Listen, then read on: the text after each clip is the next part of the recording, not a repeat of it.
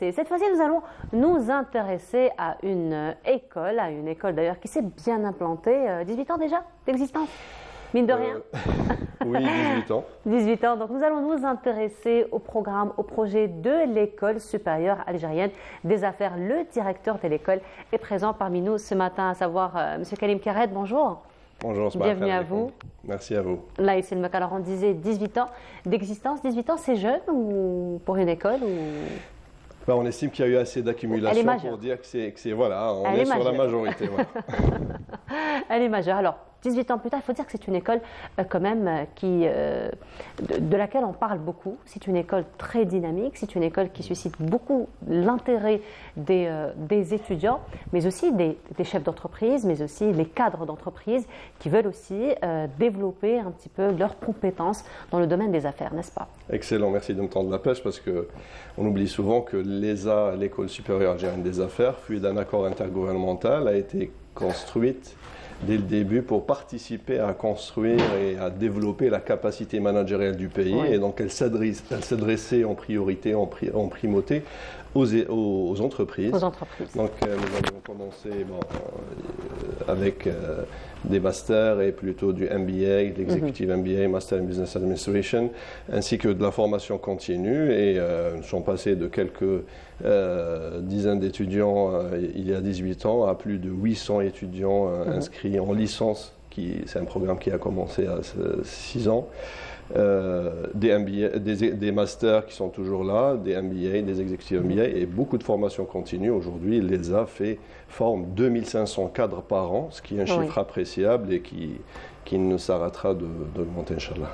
Alors, Monsieur Kared, il faut dire qu'aujourd'hui, dans le cursus estudiantin, j'ai envie de dire, il y a beaucoup de théorie, c'est très intéressant parce qu'on apprend beaucoup quand même de la théorie, mais qu'en est-il au niveau de l'école d'essayer on va dire, de pallier entre théorie et entre pratique? C'est vrai que lorsqu'on vient dans le domaine de l'emploi par la suite ou dans le domaine d'une manière générale, c'est une autre réalité.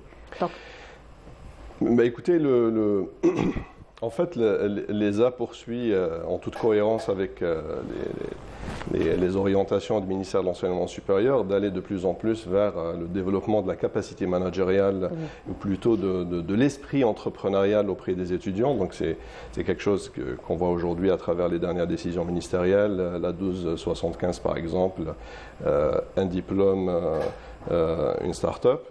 Mais l'ESA, en fait, le faisait depuis un moment à travers cette construction de l'esprit entrepreneurial au niveau des étudiants. Et ça se concrétise, cette force se concrétise par exemple lors du forum des stages que nous venons de clôturer.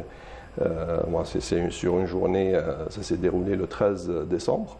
Et donc, c'est une journée assez particulière qui ne cesse de se développer d'année en année. Par exemple, nous avons reçu plus de 110 entreprises toute une journée qui ont reçu 600 étudiants lors d'entretiens et ça a permis à des managers de recruter in situ, mais également pour des stages. Mais également, ça a permis à nos étudiants de découvrir le monde entrepreneurial, le monde managérial, les entreprises, qu'elles soient multinationales, privées et surtout publiques, parce que nous cessons de développer la relation avec les fleurons de l'économie nationale et je crois que c'est très important de travailler dessus, sur cette relation précieuse entre l'école et le tissu économique. Certainement. Et dans ce sens, donc, vous avez plusieurs projets que vous avez mis en place durant l'année 2022.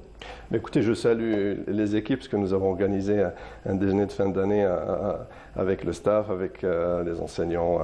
Et voilà, en fait, on a été, en faisant la revue de nos projets, de découvrir plus d'une trentaine de projets. Je ne vais pas les citer tous ici, mais je suis très fier de travailler au quotidien à l'ESA.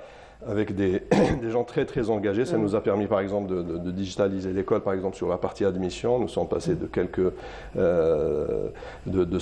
plusieurs centaines de kilos de dossiers et papiers à zéro papier sur l'admission, ce qui est une réalisation appréciable. Et nous continuons le déploiement on va dire de la dématérialisation de la gestion de la scolarité et de tous ces aspects. Ça suit un petit peu la volonté politique aujourd'hui, n'est-ce pas? Parce que même au niveau des universités, il y a un petit peu cette orientation vers le zéro papier. pied aujourd'hui. Ce qui est bien avec vous, vous anticipez sur mes phrases, c'est très bien. Non, c'est très bien, c'est très bien. Parce que j'allais le dire, et c'est bien de le préciser, parce qu'en fait, c'est en cohérence avec les orientations de l'enseignement supérieur et de la volonté politique de digitalisation, tout simplement. Ça tombe sous le sens. Ça me fait un lien également avec les formations que nous avons lancées.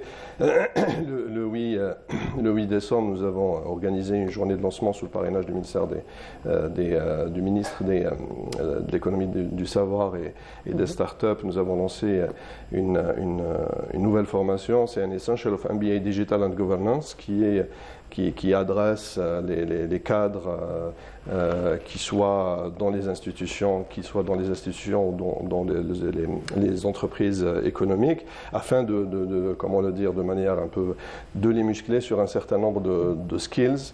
Nous l'avons construit en partenariat également avec un acteur du service, donc sur la partie technologie, et ça nous a permis de mettre dans ce programme une partie soft skills, leadership, afin de délivrer les projets, parce qu'il y a cette nécessité d'aller jusqu'au bout des projets de digitalisation et ne pas juste les entamer.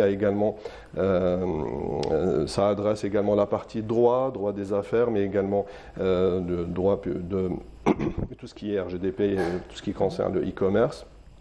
Et voilà, donc c'est très important. C'est l'un des projets donc, de l'année 2022. D'autres projets qui vous ont marqué pour cette année, qui ont marqué, on va dire, l'école? Oui, peut-être ça a marqué la communauté à l'international, mais également ça a assuré une certaine visibilité pour l'école. Nous avons lancé la visite virtuelle de l'ESA qui a eu en 3 mois plus de 80 000 visites, parce que c'est les statistiques officielles sur les plateformes telles que Google Maps par exemple, et donc c'est très important pour nous d'avoir cette visibilité parce que nous défendons également une certaine idée de l'excellence ici en Algérie, et nous sommes également responsables de montrer cela quand il s'agit de réalisation, et bon, c'est un exemple parmi d'autres.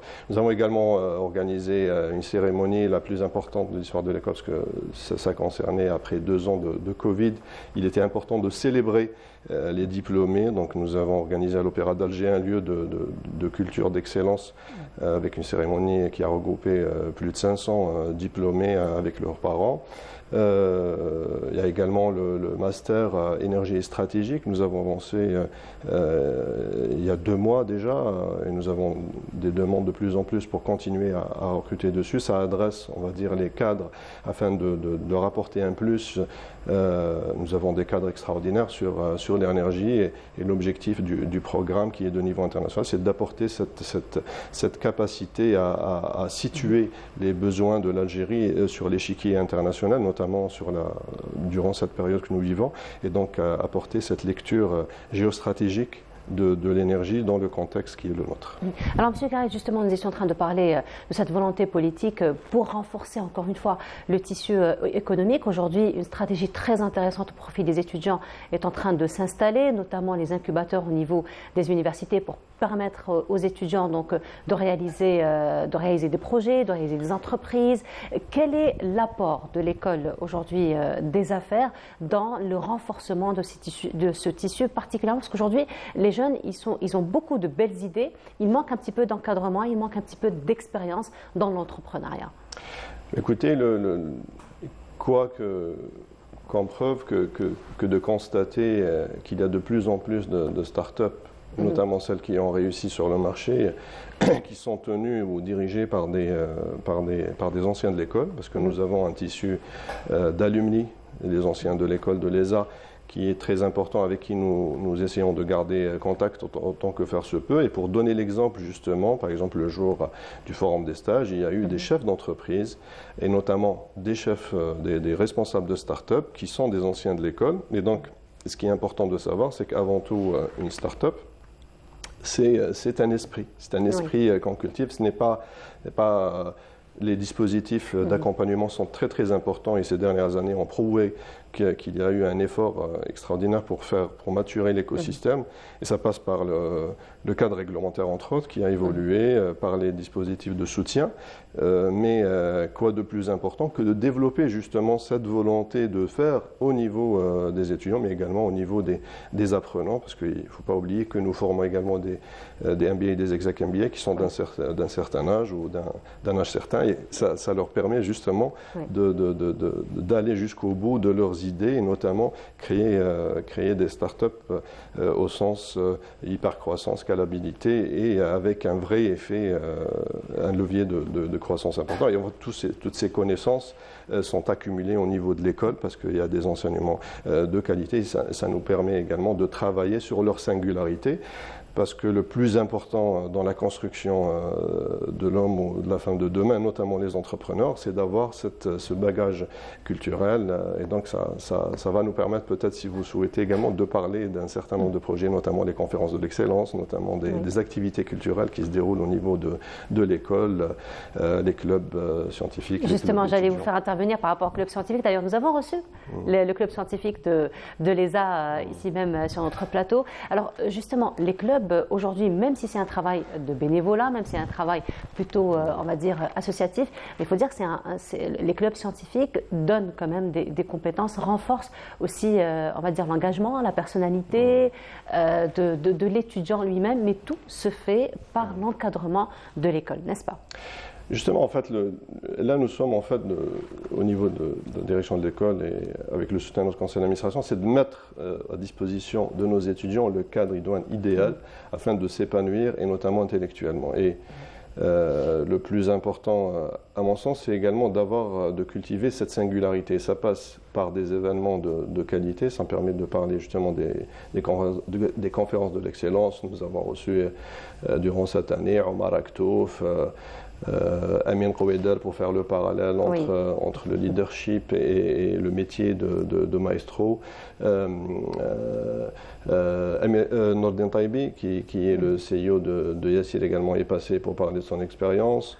À l'occasion des festivités du 60e anniversaire de l'indépendance, nous avons reçu Pierre Audin pour parler du parcours de son père, et donc tout ça nous conduit également à parler de l'activité des clubs de l'ESA.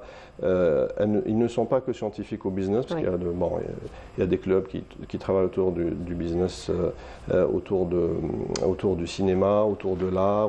Là, en fait, la semaine dernière, nous avons eu la diffusion d'un film. On présente La famille révolutionnaire, le film de Rachid Bouchel, Bord-la-Loi, qui a été organisé par les étudiants en collaboration avec le CNCA, le Centre national cinéma algérien. Donc voilà, en fait, il y a une dynamique qui part dans tous les sens, mais qui rejoint un peu la philosophie de l'école, qui est celui de cultiver la singularité et permettre à nos étudiants un épanouissement. Et ça touche également les seniors, parce que tout le monde est concerné par la vie d'école. Effectivement. Alors, il faut dire que lors du déjeuner, vous avez dit de fin d'année, donc de l'école, plutôt un bilan positif a été dressé pour l'école, n'est-ce pas? Des projets pour l'année 2023? Beaucoup de projets, mais vous savez bien qu'on préfère parler des réalisations et non des projets. Donc peut-être que vous allez m'inviter lors d'une prochaine occasion pour parler des réalisations. Mais ce qui est certain… À la fin de l'année 2023 ? Pourquoi pas, mais ce qui est certain, pour répondre à votre question, l'année 2023, ce sera également l'année de l'Afrique. Parce que l'idée, c'est de travailler justement sur l'internationalisation de l'image de l'école, mais surtout de l'activité de l'école, et se diriger vers notre